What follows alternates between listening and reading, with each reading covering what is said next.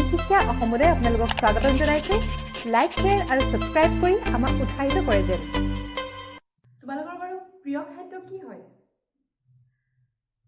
তোমালোকৰ আটাইতকৈ ভাল পোৱা খাদ্যটো যদি তোমালোকে দেখা বা গোন্ধ পোৱা তেতিয়াহ'লে কি হয় বাৰু? মুখৰ পানী নপৰে জানো? তেতিয়া এইবিলাক আচলতে কি হয়, ক'ৰ পৰা হয় তোমালোকে গম পোৱানে? তোমালোকৰ যেতিয়া স্কুলত স্পৰ্টছ উইক হয় তেতিয়া খেলা ধূলাৰ মাজত তোমালোকে গ্লুক'জৰ পানী খোৱানে? গ্লুক'জৰ পানীৰ ঠাইত বেলেগ কিবা খাদ্য বস্তু কিয় নোখোৱা?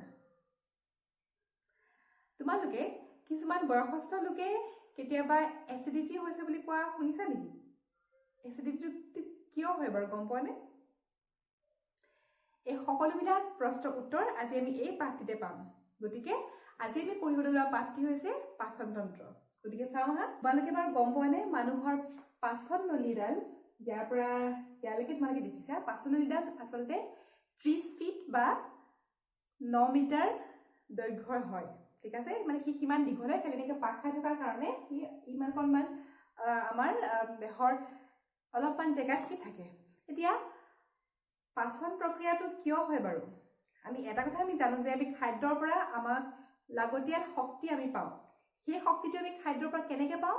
খাদ্যৰ পৰা আমি তেতিয়া পাম যেতিয়া সেই খাদ্য বস্তুবিলাক ক্ষুদ্ৰতম কণালৈ ভাঙি দিয়া হয়। সেইটোকে আচলতে আমি হজম কৰা বুলি কওঁ। সেইটো আচলতে যিটো খাদ্য আমি খাওঁ সেই খাদ্যটো বিভিন্ন প্ৰকাৰে কেনেধৰণে সেইটো মানে ক্ষুদ্ৰতম কণালৈ কেনেধৰণে পৰিৱৰ্তন হয় উৎসেচকৰ সহায়ত, তাৰ বিষয়ে আমি এতিয়া ভালকৈ আলোচনা কৰিম। তোমালোকক প্ৰথমতে এইটো কথাকে কৈ লৈছোঁ যে যিকোনো খাদ্য আমি খাওঁ বিভিন্ন পৰিপোষকবিলাক আছে। যেনে কাৰ্বহাইড্ৰেট আমি ক'ৰ পৰা পাওঁ? ৰুটি, ভাত ইত্যাদিৰ পৰা কাৰ্বহাইড্ৰেট পাওঁ। চেনি, গ্লুক'জ, ঠিক আছে। প্ৰটিন ক'ৰ পৰা পাওঁ? মাছ, মাংস, পনীৰ তেনেকুৱা জাতীয় বস্তুবিলাকৰ পৰা আমি প্ৰটিন পাওঁ। তাৰপিছত ফেটছ বা স্নেহ পদাৰ্থ কোনবিলাক? যিবিলাক আমাৰ তেল, ঘিউ, বাটাৰ, চীজ এইবিলাকৰ পৰা আমি ফেটছ পাওঁ, যিটো স্নেহ পদাৰ্থ তেল, ঠিক আছে। আৰু ভিটামিনছবিলাক ক'ৰ পৰা পাওঁ? আমি ফল মূল, শাক পাচলি ইত্যাদিৰ পৰা ভিটামিনছ পাওঁ। আৰু মিনাৰেলছ যিটো কয় খনিজ লৱণ, খনিজ লৱণটো ভিটামিনৰ খনিজ লৱণটো আচলতে আমাৰ দেহত কম পৰিমাণে লাগে, কিন্তু সেইটো আমাক বেমাৰ আজাৰৰ পৰা আমাক ৰক্ষা কৰিবৰ কাৰণে অতিকৈ গুৰুত্বপূৰ্ণ, ঠিক আছে। আৰু কাৰ্বহাইড্ৰেটে আমাক শক্তি দিয়ে। প্ৰটিনবিলাকে আমাৰ দেহৰ গঠনত বা মেৰামতিত সহায় কৰে, ঠিক আছে। আৰু স্নেহ পদাৰ্থবিলাকে আমাৰ শক্তিটো ষ্ট'ৰ কৰি পেলাই থৈ দিয়ে, মানে ৰাখি থৈ দিয়ে, সময়মতে কামত খটুৱাবৰ কাৰণে সেইটো থৈ দিয়ে। এটা কথা তোমালোকে গম পোৱানে? আমি যে যিটো খাদ্য আমি খাওঁ সেই খাদ্যবিলাক ৰুটি হওক, ভাত হওক, সেইবিলাক তেনেধৰণে কাৰ্বহাইড্ৰেট, প্ৰটিন বা স্নেহ পদাৰ্থ, ফেটছ হৈ থকাৰ অৱস্থাত আমাৰ দেহে সেইখিনি ল'ব নোৱাৰে। সেইখিনি ল'ব পাৰিবৰ কাৰণে কি কৰিব লাগে? আমাৰ দেহে আচলতে কি কৰে? কিছুমান এনজাইমৰ সহায়ত, উৎসেচকৰ সহায়ত কি কৰে? সেই জটিল যিবিলাক পদাৰ্থ কাৰ্বহাইড্ৰেট, প্ৰটিন বা স্নেহ পদাৰ্থ এইবিলাক ভাঙি পেলাই সৰু সৰু ক্ষুদ্ৰতম অণুলৈ পৰিৱৰ্তন কৰে। কাৰ্বহাইড্ৰেটক ভাঙি দিয়া হয় গ্লুক'জলে, প্ৰটিনক ভাঙি দিয়া হয় এমিনো এচিডলে, আৰু স্নেহ পদাৰ্থ বা ফেটছবিলাকক ভাঙি দিয়া হয় ফেটি এচিড আৰু গ্লিচাৰললৈ। যেতিয়া সেইকেইটা গ্লুক'জ, এমিনো এচিড, ফেটি এচিড, গ্লিচাৰল সেইবিলাকহে আচলতে আমাৰ ৰক্ত জালিকাত থকা তেজে সেইখিনি শোষণ কৰি ল'ব পাৰে। শোষণ কৰি লৈ পেলাই আমাৰ দেহত সেইখিনি খাদ্যখিনি আমাৰ গোটেই দেহতে পাই যায়গৈ। তাৰপিছত খাদ্য বস্তুখিনি ক্ষুদ্ৰতম কণাখিনি আমাৰ তেজত পোৱাৰ পিছত কেনেধৰণে শক্তি উৎপন্ন হয় সেইখিনি বিষয়ে আমি শ্বসন প্ৰক্ৰিয়াত ভালদৰে আলোচনা কৰিম। ইয়াৰ পিছৰটো যিটো ভিডিঅ' তাত মই শ্বসন প্ৰক্ৰিয়াত এইখিনি কথা ভালকৈ ক'ম। এতিয়া আমি আজিৰ পাঠটিত আমি চাম কেনেধৰণে কোনটো জেগাত কি হয়, কোনটো অংশত কি হয়, কেনেধৰণে সেই জটিল পদাৰ্থসমূহ সৰল পদাৰ্থলৈ পৰিৱৰ্তিত হয় আৰু কেনেধৰণে আমাৰ দেহে সেইখিনি বস্তু পায়। এয়া বৰ্ডত তোমালোকে কি দেখা পাইছে? এইটো হৈছে এটা আমাৰ মানুহৰ পাচন নলী বা পাচন তন্ত্ৰৰ এটি চিত্ৰ, ঠিক আছে। ইয়াত এতিয়া কি কি অংগসমূহ আছে আমি চাওঁ আহা। এয়া হৈছে মুখ গহ্বৰ। মুখখন আমাৰ যিফালেদি আমি খাদ্য গ্ৰহণ কৰোঁ, ঠিক আছে। আমি খাদ্য গ্ৰহণ কৰাৰ পিছত কি কৰোঁ সেইখিনি আমি আমাৰ দাঁতৰ সহায়ত আমি সেইখিনি চুবাওঁ তাৰপিছত কি হয় তাৰপিছত সেইখিনি খাদ্যখিনি আমাৰ লালনিৰ লগত মিশ্ৰণ হৈ পেলাই এইফালেদি পাৰ হৈ আহে এডালক কি বুলি কয় গ্ৰাহনলী বা ইংলিছত ইছ'ফেগাছ বুলি কয় ঠিক আছে তাৰপিছত এই গ্ৰাহনলীৰ পৰা আহি পেলাই আমাৰ পাকস্থলীলৈ আহে যিটোক ষ্টমাক বুলি কোৱা হয় ইয়াতো হজম প্ৰক্ৰিয়া আৰু অলপ হয় তাৰপিছত কি হয় তাৰ পৰা গুচি যায় ক্ষুদ্ৰান্তলৈ ক্ষুদ্ৰান্ত তাৰমানে স্মল ইণ্টেষ্টাইন ঠিক আছে এইখিনিৰ পৰা আৰম্ভ হৈছে আৰু স্মল ইণ্টেষ্টাইনৰো বেলেগ বেলেগ বিভিন্ন ভাগ থাকে কিন্তু এতিয়া এইখিনিৰ পৰা এই গোটেইখিনি কোৱা হয় ক্ষুদ্ৰান্ত ঠিক আছে তাৰপিছত কি হয় তাৰপিছত যিখিনি এইখিনি খালি পোৱাৰ আগতে কি হয় পাকস্থলীৰ পৰা যেতিয়া এইখিনি পায়হি তেতিয়া এইটো হৈছে যকৃত বা লিভাৰ বুলি কওঁ আৰু এইটো হৈছে গল ব্লাডাৰ বা ইয়াক কোৱা হয় পিত্তস্থলী ঠিক আছে এতিয়া ইয়াৰ পৰা কিছুমান উৎসেচক নিৰ্গত হয় বিভিন্ন ধৰণৰ খাদ্যসমূহ হজম কৰিবৰ কাৰণে তাৰ বিষয়ে আমি আলোচনা কৰিম এতিয়া তাৰপিছত কি হয় ইয়ালে ক্ষুদ্ৰান্তলৈ একেবাৰে সৰু ক্ষুদ্ৰতম খাদ্যৰ কণালৈ যেতিয়া পৰিৱৰ্তন হৈ যায় তাৰপিছত কি কৰে তাৰপিছত ইয়াত সেইখিনি শোষণ কৰি লোৱা হয় তাৰপিছত যিখিনি অপাচিত খাদ্য থাকে হজম নোহোৱা খাদ্যখিনি সেইখিনি খাদ্য ক্ষুদ্ৰান্তৰ পৰা গুচি যায় বৃহদান্ত্ৰলৈ ঠিক আছে বৃহদান্ত্ৰলৈ যোৱাৰ পিছত কি হয় তাৰপিছত এইফালে গৈ পেলাই পায়ুদি আমাৰ দেহৰ পৰা বাহিৰলৈ ওলাই গুচি যায় এতিয়া আহোঁচোন আমি বিতংভাৱে আলোচনা কৰোঁ প্ৰত্যেকটো ঠাইত কেনেধৰণে আমাৰ হজম প্ৰক্ৰিয়া হয় পাচক গ্ৰন্থি কি হয় পাচক গ্ৰন্থি বা ডাইজেষ্টিভ গ্লেণ্ডছ এইটো কি হয় পৌষ্টিক নলীৰ বিভিন্ন অংশৰ বেৰত কেতবোৰ গ্ৰন্থি আছে যেনে মুখ গহ্বৰত বেৰত লালতি গ্ৰন্থ যাক কোৱা হয় চেলিভাৰী গ্লেণ্ডছ পাকস্থলীৰ বেৰত আমাশয় বা পাকস্থলী গ্ৰন্থি যাক কোৱা হয় গেষ্ট্ৰিক গ্লেণ্ডছ আৰু ক্ষুদ্ৰান্তৰ বেৰত আন্ত্ৰিক গ্ৰন্থি যাক কোৱা হয় ইণ্টেষ্টিনেল গ্লেণ্ডছ থাকে ইয়াৰ উপৰি ক্ষুদ্ৰান্তৰ লগত বাহিৰৰ পৰা সংযোজিত হৈ আছে যকৃত লিভাৰ আৰু অগ্ন্যাশয় পেংক্ৰিয়াছ এই গ্ৰন্থিবোৰে গ্ৰন্থিৰস নিঃসৰণ কৰে এই গ্ৰন্থিৰসত কিছুমান উৎসেচক বা এনজাইম থাকে আৰু সেই এনজাইমে খাদ্যৰ জটিল অণুবোৰ ভাঙি সৰল অণুলৈ ৰূপান্তৰ কৰে মুখ আৰু মুখ গহ্বৰ যাক কোৱা হয় ইংলিছত মাউথ এণ্ড বাকল কেভিটি এইটো কি হয় পৌষ্টিক নলীৰ প্ৰথম অংশই হ'ল মুখ আৰু মুখৰ পশ্চাদভাগৰ ঊৰ্ধ্ব আৰু নিম্ন হনুৰে পৰিবেষ্টিত বহল অংশটোৱে হৈছে মুখ গহ্বৰ ঠিক আছে সেই মুখ গহ্বৰত দুপাৰি দাঁত থাকে প্ৰথমতে যিটো দাঁত গজি পেলাই পিছত সৰি যায় ল'ৰা ছোৱালীৰ যেতিয়া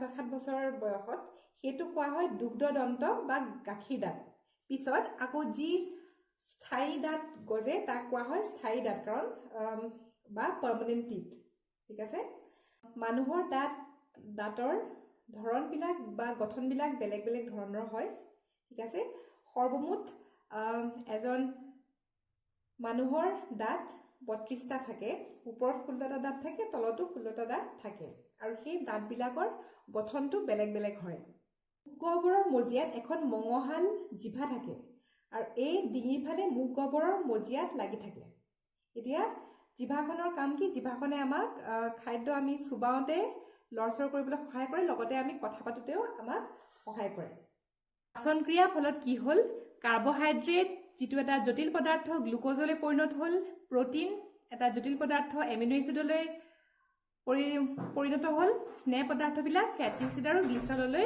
পৰিৱৰ্তন হয় এতিয়া আমি চাওঁ হা মুখত পাচন যিটো ডাইজেশ্যন কেনেকৈ হয় ঠিক আছে খাদ্য মুখত ভৰালে মুখ গহ্বৰত থকা লালতি গ্ৰন্থিয়ে লালতি নিঃসৰণ কৰে লালতি গ্ৰন্থিক ইংলিছত কোৱা হয় চেলিভাৰী গ্লেণ্ড সেই চেলিভাৰী গ্লেণ্ডৰ পৰা কি ওলায় চেলাইভা ওলায় চেলাইভা মানে লালতি ওলায় ঠিক আছে লালতিত থকা টায়ালিন নামৰ এনজাইমে যিটো এটা উৎসেচক হয় কাৰ্বহাইড্ৰেট কিছু সৰল মাল্টোজ ডি শৰ্কৰালৈ ৰূপান্তৰ কৰে ডি শৰ্কৰা মানে দুটা সৰল অণু গ্লুকোজ দুটা লগ হৈ পেলাই মাল্টোজ গঠন কৰে যিহেতু দুটা গ্লুকোজ লগ লাগি পেলাই মাল্টোজ হৈছে সেইকাৰণে সেইটো ডি শৰ্কৰা বুলি কোৱা যায় ঠিক আছে যিটো খাদ্য আমি খালো প্ৰথমতে মুখলৈ আহিলে মুখত কি হ'ল মুখত আমি চুবাই দিয়াৰ লগত কি হ'ল লালতি গ্ৰন্থিৰ পৰা লালতি ওলালে সেই লালতিৰ আমাৰ খাদ্যৰ লগত মিহলি হ'ল মিহলি হোৱাৰ কাৰণে অলপ পিছল হৈ গ'ল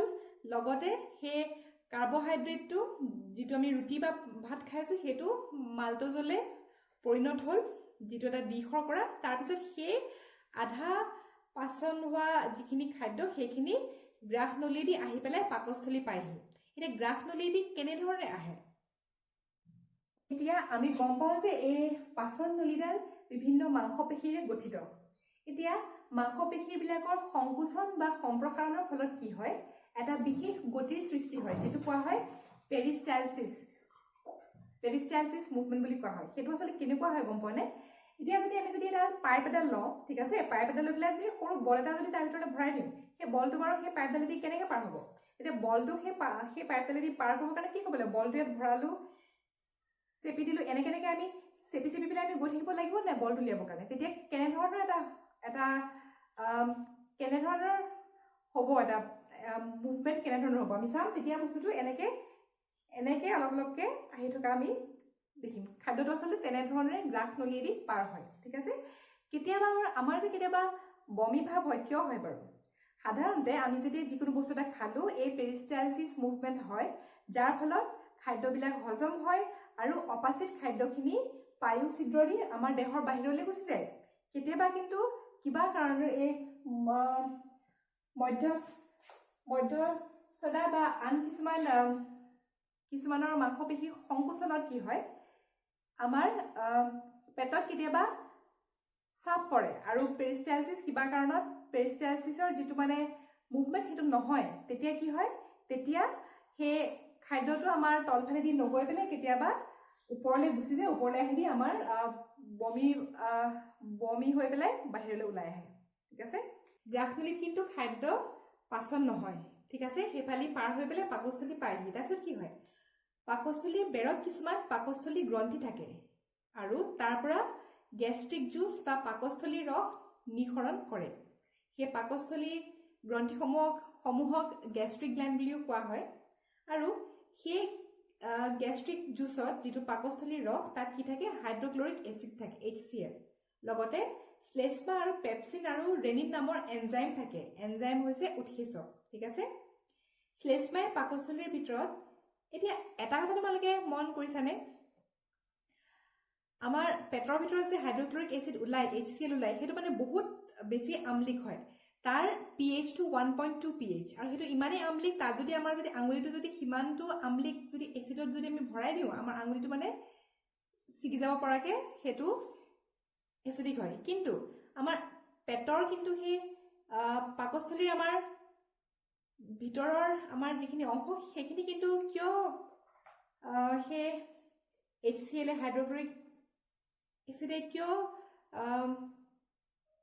আঘাতপ্ৰাপ্ত কৰিব নোৱাৰে কাৰণ সেই শ্লেষ্মা যিটো মিউকাছ বুলি কয় সেইটোৱে পাকস্থলীৰ ভিতৰৰ বেৰখনক এচিডৰ পৰা ৰক্ষা কৰে ঠিক আছে আৰু কি হয় সেই মুখৰ পৰা অহা আধা হজম হোৱা খাদ্যখিনি যেতিয়া পেটলৈ যায় সেই খাদ্যখিনি আমলিক কৰি তোলে যাতে পেপচিন আৰু ৰেনিনে প্ৰটিন ভাগক ভাঙি কিছু সৰল পেপটনত পৰিণত কৰিব পাৰে এতিয়া এটা কথা আমি পাইছিলোঁ মুখত কি হৈছিলে মুখত কাৰ্বহাইড্ৰেটটো ভাঙি পেলাই মাল্টজলে পৰিণত হৈছিলে লালতি গ্ৰন্থিৰ পৰা ওলোৱা লালতিৰ সহায়ত যিটো এনজাইমটোৰ নাম আছিল চেলিভাৰী এমাইলেজ ঠিক আছে আৰু পাকস্থলীত আহি পেলাই কি হ'লে পাকস্থলীত সেই হাইড্ৰক্লৰিক এচিড যিহেতু ওলাই গেষ্ট্ৰিক জুচৰ পৰা পাকস্থলীৰ ৰসৰ পৰা সেইকাৰণে কি হৈছে যিখিনি মানে জটিল প্ৰটিনখিনি অলপ সৰল কিছু সৰল পেপটনলৈ ৰূপান্তৰিত হয়হি ঠিক আছে তাৰপিছত কি হ'ল এতিয়া খাদ্যৰ বাকী এতিয়া কাৰ্বহাইড্ৰেটসমূহ যিটো মানে মাল্টোজ বা প্ৰটিনখিনি অৰ্ধবাচিত হৈ পেলাই এইটো কি হৈছে প্ৰটিনখিনি পেপটনলৈ পৰিণত হ'ল সেইখিনি লগতে আমাৰ ফেটছ যিটো কোৱা হয় স্নেহ পদাৰ্থ সেইবিলাক হজম হ'বলৈ এতিয়াও বাকী আছে একেবাৰে সৰল ক্ষুদ্ৰতম কণালৈ পৰিৱৰ্তন নোহোৱালৈকে কিন্তু আমাৰ তেজে সেইখিনি লৈ ল'ব নোৱাৰে এতিয়া পাকস্থলীৰ পিছৰ অকোৱা দীঘল নলীডালক ক্ষুদ্ৰান্ত বোলে ইয়াৰ দৈৰ্ঘ্য 7.5 মিটাৰ হয় কিন্তু সি মানে পাক খাই থকাৰ কাৰণে সেই কম জেগাতে অৱস্থিত, কিন্তু আচলতে সেইটোৰ দৈৰ্ঘ্যটো বহুত বেছি 7.5 মিটাৰ। সেই প্ৰথমৰ যিকণ অকণমান ইউ নিচিনা যিকণ আমি দেখিছোঁ সেইকণক কোৱা হয় ডিঅডেনাম বুলি।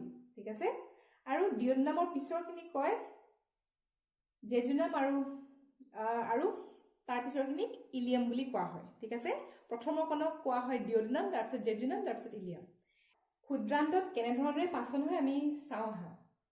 ইয়াত এতিয়া কি হয়, ডিঅডেনামৰ লগত যকৃতৰ পৰা পিত্তবাহী নলী আৰু অগ্ন্যাশয়ৰ পৰা অহা অগ্ন্যাশয় নলী সংযুক্ত হৈ থাকে। এতিয়া এইকেইটা আমি গম পাইছোঁ, যকৃত মানে হৈছে লিভাৰ, অগ্ন্যাশয় হৈছে পেংক্ৰিয়াছ।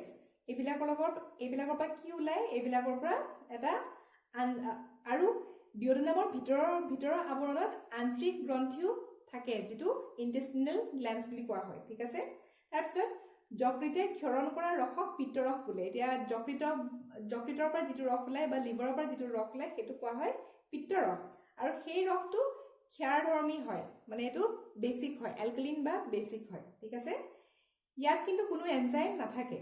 এতিয়া কি হ'ল, পাকস্থলীৰ পৰা যিখিনি খাদ্য ওলাই আহিল সেইখিনি খাদ্য আছিলে আম্লিক ধৰণৰ। তাৰপিছত ডিঅডেনামত সেই পিত্তৰসৰ লগত মিহলি হৈ যোৱাৰ লগে লগে কি হ'ল, সেই দুইটা আম্লিক আৰু ক্ষাৰক দুইটা লগ লাগি পেলাই নিউট্ৰেল কৰি পেলালে। মেলিনা নামৰ এটা বেমাৰৰ বিষয়ে তোমালোকে শুনিছানে? সেইটোত কি হয়, অপাচিত খাদ্যবিলাক যেতিয়া আমাৰ দেহৰ পৰা যেতিয়া পায়ুচিত্ৰৰ পৰা বাহিৰ হৈ যায় তাৰ লগত কেতিয়াবা ৰক্তক্ষৰণো হোৱা দেখা যায়, কিছুমান কেতিয়াবা তেজ ওলায়, সেইটোকে কোৱা হয় মেলিনা। তেজটো আচলতে ক'ৰ পৰা ওলায়? সাধাৰণতে এইটো যিবিলাক মানুহে খাদ্য ৰন্ধাৰ লগত বেছিকৈ জড়িত থাকে তেওঁলোকৰ বেছিকৈ দেখা যায়। যেনেকৈ এতিয়া ঘৰত এতিয়া যদি মায়ে যদি ভাত ৰান্ধিছে তোমালোকলৈ, প্ৰথমতে কিন্তু মায়ে প্ৰথমতে খাই লৈ পেলাই তোমালোকক খাবলৈ দিয়ে নে প্ৰথমতে তোমালোকক খাবলৈ দি পেলাই মায়ে খায়? খাদ্যৰ গোন্ধটো যেতিয়া আহি পেলাই আমাৰ নাকৰ ওচৰত থকা যেতিয়া অলফেক্টৰী ৰিচেপ্টৰ্ছ আছে, যিটোৱে মানে গোন্ধটো ধৰিব পাৰে, তেতিয়া স্নায়ুবিলাকৰ সহায়ত তেতিয়া কি হৈ যায়, সেই গোন্ধটো পোৱাৰ লগে লগে আমাৰ গেষ্ট্ৰিক জুচৰ পৰা পাকস্থলীৰ ৰসৰ পৰা হাইড্ৰক্লৰিক এচিড নিৰ্গত হ'বলৈ আৰম্ভ কৰে। তেতিয়া কি হৈ যায়, আৰু যিহেতু সেই মানুহগৰাকীয়ে খাদ্য একো পৰা নাই পেটত, সেইকাৰণে সেই আম্লিক ৰসটো হাইড্ৰক্লৰিক এচিডটো পাকস্থলীৰ পৰা ওলাই পেলাই ডিঅডেনাম পাই যায়গৈ। তেতিয়া কি হ'ব, সেই ডিঅডেনামৰ বেৰখনক সি খান্দি পেলালে কি হয়, তেতিয়া ৰক্তজালিকা পাই যায়গৈ। ৰক্তজালিকাখিনিও খান্দি দিলে কি হয়, সেইফালেদি তেজ ওলায়, আৰু পিছত যেতিয়া অপাচিত খাদ্যসমূহৰ লগত সেই তেজ বাহিৰলৈ যোৱা দেখা যায়। সেইকাৰণে আমি আচলতে ভোকত থাকিব নালাগে। খাদ্য সময়মতে যদি আমি খাব পাৰোঁ খুবেই ভাল কথা। আৰু যদি কেতিয়াবা অলপ দেৰি ভোকত থাকিবলগীয়া হ'লেও আমি যদি পানী অলপ যদি খাই লওঁ, তেতিয়াও কি হ'ব, তেতিয়া যিটো গাঢ় হাইড্ৰক্লৰিক এচিড আমাৰ পেটত উৎপন্ন হৈছে সেইটো অলপ হ'লেও তাৰ কনচেনট্ৰেশ্যনটো কমিব, ডাইলিউট হ'ব, সি লঘু এচিডলৈ পৰিণত হৈ যাব। তেতিয়া অলপ হ'লেও আমাৰ ভিতৰৰ ক্ষুদ্ৰান্তৰ বেৰখনত কমকৈ আঘাতপ্ৰাপ্ত হ'ব।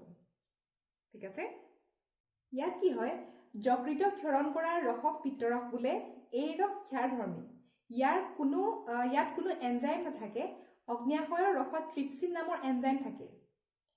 সেই ট্ৰিপচিন এনজাইমে কি কৰে, পাকস্থলীৰ পৰা অহা আম্লিক খাদ্যৰ লগত পিত্তৰস মিহলি হৈ প্ৰশমিত হৈ পৰে।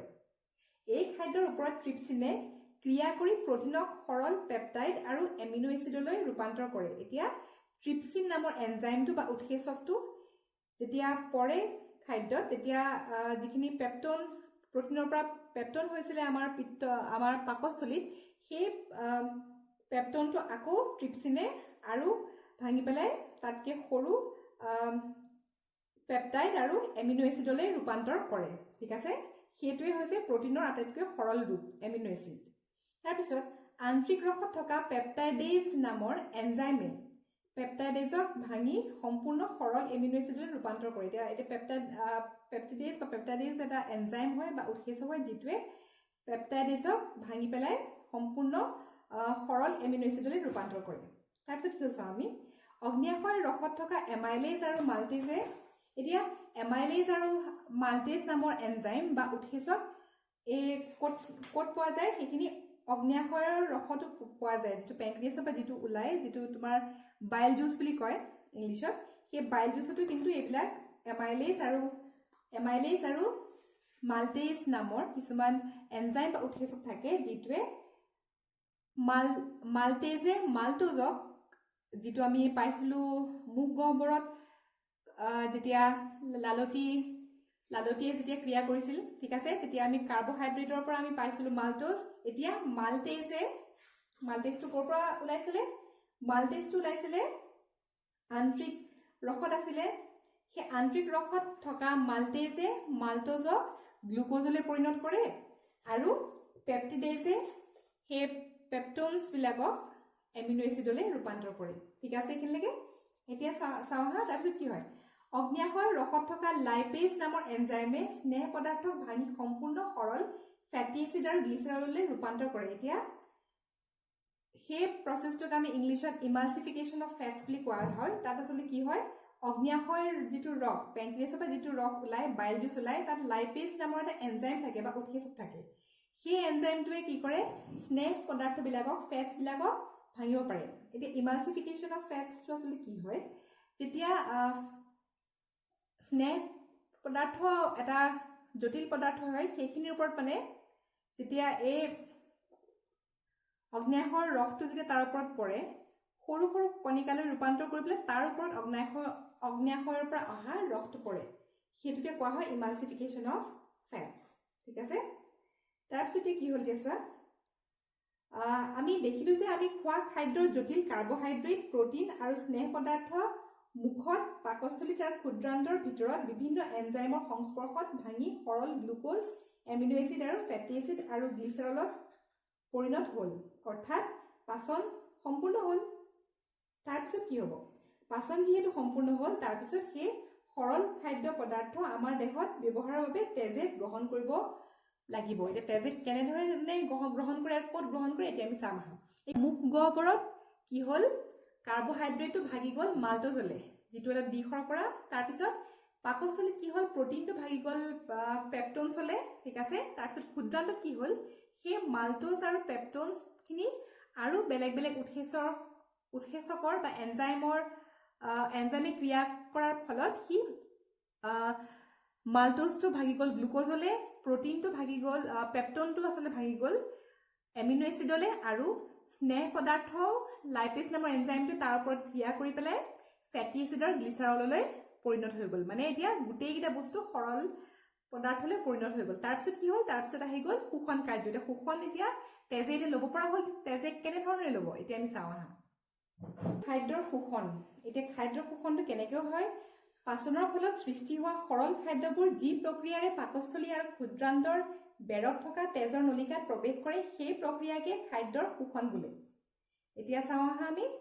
এতিয়া শোষণটো কেনেধৰণে হয়? এতিয়া আমাৰ ক্ষুদ্ৰান্তৰ জেজুনামৰ ইলিয়ামৰ অংশটোত ঢেৰ ৰক্ত জালিকা থাকে, যিটোক আমি কেপিলাৰিজ বুলি কওঁ। সেই তাত কি কৰে? সেই আটাইতকৈ সৰল খাদ্যসমূহ যেনেকৈ গ্লুকোজ, এমিনো এচিড, ফেটি এচিড আৰু গ্লিচাৰল, সেইখিনি শোষণ কৰি ল'ব পাৰে। ঠিক আছে? তেজে সেইখিনি শোষণ কৰি লয়। তাৰপিছত পাকস্থলীত কি শোষণ কৰে? পাকস্থলীত খনিজ লৱণ, মিনাৰেলছ, গ্লুকোজ আৰু পানীৰ আংশিক শোষণ হয়। এতিয়া অলপ পৰিমাণে পানী, গ্লুকোজ আৰু খনিজ লৱণ পাকস্থলীতে শোষণ কৰা হয়। তাৰপিছত ক্ষুদ্ৰান্তত কি শোষণ কৰা হয়? ক্ষুদ্ৰান্তৰ ভিতৰত বেৰখনত হাজাৰ হাজাৰ আঙুলিৰ দৰে বাহিৰলৈ ওলোৱা অংশ থাকে। ঠিক আছে? সেইবোৰকে কি বুলি কোৱা হয়? বিলাই বুলি কোৱা হয়। ঠিক আছে? কেনেবাদি ফুৰিবলৈ যদি যাব লাগে, তেতিয়া আমি কি কৰোঁ? কাপোৰবিলাক বেগ এটাত আমি কাপোৰবোৰ এনেই তেনেকৈ থৈ গ'লে বেছি কাপোৰ জুৰিব নে? ভালকৈ আমি জাপি পেলাই ভৰাই গ'লে বেছি কাপোৰ জুৰিব? জাপি পেলাই ভৰালে নিশ্চয় বেছি কাপোৰ জুৰিব। এতিয়া ক্ষুদ্ৰান্তৰ ভিতৰৰ বেৰখন কেনেকুৱা হয় তুমি গম পোৱা নে? ইয়াত যদি ভিতৰৰ বেৰখনত সৰু সৰু কিছুমান এনেধৰণৰ ইয়াৰ ভিতৰৰ মানে বেৰখন এনেকুৱা ধৰণৰ, এইকেইটা কি বুলি কয়? বিল্লি বা বিল্লাই বুলি কোৱা হয়। এইটো আচলতে কিয় কৰা হয়? কাৰণ এনেকৈ হৈ যোৱাৰ লগে লগে কি হৈছে? ইয়াৰ পৃষ্ঠকালিটো বাঢ়ি গৈছে। পৃষ্ঠকালিটো বাঢ়ি যোৱাৰ কাৰণে বেছিকৈ শোষণ কৰিব পাৰিব সি। হয়নে? বুজি পাইছানে মই কি ক'ব কৈছোঁ? এতিয়া আমি যেতিয়া কাপোৰ ধুওঁ, কাপোৰ ধুই পেলাই আমি পানীত জুবুৰিয়াই পেলাই কাপোৰটো আমি চেপি দিওঁ, চেপি পেলাই আমি ডাইৰেক্ট আমি মেলি দিওঁ নে চেপি দিয়াৰ পিছত ভালকৈ মেলি পেলাই আমি মেলি দিওঁ। আমি সেইটো অলপ বহল কৰি পেলাই মেলোঁ যাতে সোনকালে যাতে ইভাপৰেশ্যন হয়। ঠিক আছে, এতিয়া ঠিক তেনেধৰণে ইয়াত এতিয়া কি হ'ল, ইয়াত এই ভিতৰৰ বেৰখন আচলতে এনেকুৱা ধৰণৰ কিছুমান ফিংগাৰ লাইক প্ৰজেকশ্যনছ আছে যিটো কোৱা হয় ভিলাই। সেইকাৰণে এইকেইটা কেলে আছে, এইকেইটা থকাৰ কাৰণে কি হৈছে বেছি পৰিমাণে ইয়াৰ পৃষ্ঠকালি বা চাৰ্ফেচ এৰিয়াটো বেছি হোৱাৰ কাৰণে বেছি পৰিমাণে গ্লুক'জ, এমিনো এচিড, ফেটি এচিড আৰু গ্লিচাৰল শোষণ কৰিব পাৰে। এতিয়ালৈকে আমি কি পালো যে আমাৰ কাৰ্বহাইড্ৰেটটো মাল্টোজলে ভাগে আমাৰ মুখত, ঠিক আছে, বিভিন্ন এনজাইম বা উৎসেচকৰ সহায়ত। তাৰপিছত তাৰ পৰা ইয়াত আহি পেলাই পাকস্থলী পায়হি। পাকস্থলীত কি হয়, প্ৰটিনবিলাক পেপটনছলে ভাগি যায় বিভিন্ন এনজাইমৰ সহায়ত। তাৰপিছত ইয়াৰ পৰা এই ডুওডেনাম পাৰ্টৰ এই ক্ষুদ্ৰান্তৰ এই পাৰ্টত কি হ'ব, সেই পাৰ্টত যিখিনি স্নেহ পদাৰ্থ সেইবিলাক ফেটি এচিড আৰু গ্লিচাৰললৈ পৰিণত হৈ গ'ল, আৰু লগতে যিখিনি পেপটনছ আছিল সেইখিনি এমিনো এচিডলৈ পৰিণত হ'ল বিভিন্ন উৎসেচকৰ সহায়ত, এনজাইমৰ সহায়ত, আৰু মাল্টোজটো গ্লুক'জলৈ পৰিণত হৈ গ'ল। তাৰপিছত কি হ'ল, তাৰপিছত সেই ক্ষুদ্ৰান্ততে কি হ'ল, ক্ষুদ্ৰান্ততে সেইবিলাক শোষণ কৰি ল'লে। যিবিলাক ৰক্তজালিকা আছিলে, কেপিলাৰিজ আছিলে, সেইবিলাকে ইয়াৰ পৰা শোষণ কৰি ল'লে। তাৰমানে ফেটি এচিড, গ্লিচাৰল, গ্লুক'জ আৰু এমিনো এচিড সেইবিলাকক শোষণ কৰি পেলাই সেই তেজলৈ গুচি গ'ল। ঠিক আছে, তাৰপিছত কি হ'ল, যিখিনি পেটত সেই পাকস্থলীত অলপ কম পৰিমাণে যেনেকৈ গ্লুক'জ, আংশিক পানী বা গ্লুক'জ বা কিছুমান খনিজ পদাৰ্থ ইয়াত শোষণ হয়, বাকীখিনি কিন্তু সম্পূৰ্ণ শোষণ কিন্তু ক'ত হয়, ক্ষুদ্ৰান্তত হয়। এইটো পৰীক্ষাত প্ৰায় আহে, কোনটো অংশৰ পাচননলীৰ কোনটো অংশত সম্পূৰ্ণ শোষণ হয় সেইটো হ'ব ক্ষুদ্ৰান্ত। ঠিক আছে, আৰু কোনটো অংশত সম্পূৰ্ণ হজম হয় বা সম্পূৰ্ণকৈ পাচন ক'ত হয় সেইটো হ'ব ক্ষুদ্ৰান্ত। কাৰণ ক্ষুদ্ৰান্ততে তোমাৰ মাল্টোজৰ পৰা গ্লুক'জলৈ গ'ল বা পেপটনছৰ পৰা এমিনো এচিডলৈ ভাগি গ'ল। ঠিক আছে, এতিয়া যিখিনি অপাচিত খাদ্যখিনি আছে, যিখিনি মানে হজম নোহোৱা খাদ্য, সেইখিনি ইয়াৰ পৰা গুচি যায় বৃহদান্ত্ৰলৈ। বৃহদান্ত্ৰলৈ গৈ পেলাই এইফালে আহি পেলাই ইয়াত মলাশয় পায়হি। তাৰপিছত পায়ু ছিদ্ৰৰ দ্বাৰেদি আমি মলত্যাগ কৰোঁ।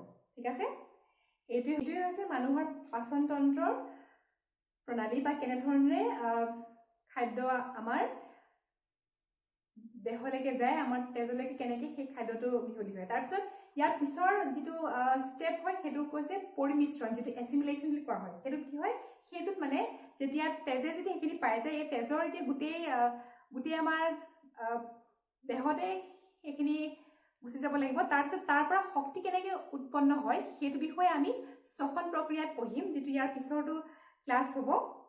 তাত আমি সেইটো বিষয়ে কেনেকৈ সেই হজম কৰা খাদ্যৰ পৰা কেনেকৈ আমি শক্তি পালোঁ তাৰ বিষয়ে আমি আলোচনা কৰিম। তোমালোকে এতিয়া বাৰু ক'ব পাৰিবানে, আমাৰ টেষ্টি কিবা এটা খোৱা বস্তু দেখিলে আমাৰ মুখৰ পৰা পানী কিয় পৰে? তাৰমানে যেতিয়া আমি যিকোনো এটা প্ৰিয় খাদ্যটো আমি দেখোঁ, তেতিয়া কি হয়, আমাৰ চেলিভেৰী গ্লেণ্ডৰ পৰা যিটো লালতী গ্ৰন্থিৰ পৰা লালতী নিঃসৰণ কৰে। ঠিক আছে, আৰু সেইবাবে কিবা এটা ভাল লগা খাদ্য দেখিলে আমাৰ মুখৰ পৰা পানী পৰে। ঠিক আছে, এতিয়া তোমালোকে ক'ব পাৰিবানে, আমি খেলা ধূলা কৰা অৱস্থাত আমি গ্লুক'জৰ পানী কিয় খাওঁ, কিন্তু ৰুটি বা ভাত সেই সময়ত খাই নলওঁ কিয়? কাৰণ গ্লুক'জ, ভাত, ৰুটি সকলোবিলাক কাৰ্বহাইড্ৰেটেই হয়, কিন্তু ভাত আৰু ৰুটিটো জটিল কাৰ্বহাইড্ৰেট হয়, আৰু সেই জটিল কাৰ্বহাইড্ৰেটটো আমাৰ দেহত বিভিন্ন ধৰণে পাচন ক্ৰিয়া হোৱাৰ ফলত গ্লুক'জলৈ পৰিণত হয়, আৰু সেই গ্লুক'জটো আমাৰ দেহে শোষণ কৰি ল'ব পাৰে। এতিয়া আমি যদি ভাত বা ৰুটি যদি সেইটো সময়তে যদি খাওঁ, সেইটো মানে জটিল হৈ পেলাই গ্লুক'জ হোৱালে 3 ঘণ্টামান সময় লাগি যাব। সেইকাৰণে আমি এডভান্স বা লগালগ আমি শক্তিটো পাবৰ কাৰণে আমি গ্লুক'জৰ পানী খোৱা হয়। ঠিক আছে, আৰু তোমালোকে যে কেতিয়াবা দেখিছা বয়সস্থ মানুহবিলাকে এচিডিটিৰ কথা কয়, এচিডিটিটো কি হয়, কেতিয়াবা পেটত আমি পাকস্থলীত আমি গম পাওঁ যে হাইড্ৰক্লৰিক এচিড নিঃসৰণ হয়। তেতিয়া হাইড্ৰক্লৰিক এচিডৰ ফলত এচিডিটি হয় কেতিয়াবা বিভিন্ন কাৰণত। তেতিয়া কি কৰা যায়, তেতিয়া এণ্টাচিড বা ডাইজিন জাতীয় টেবলেট খোৱা হয়। তেতিয়া কি হয়, তেতিয়া সেই এচিড আৰু বেছ যিটো ক্ষাৰকীয় পদাৰ্থ দুয়োটাই নিউট্ৰেলাইজ কৰি দিয়ে। হোমৱৰ্ক এতিয়া তোমালোকে কৰিবা বুলি আশা ৰাখিলোঁ।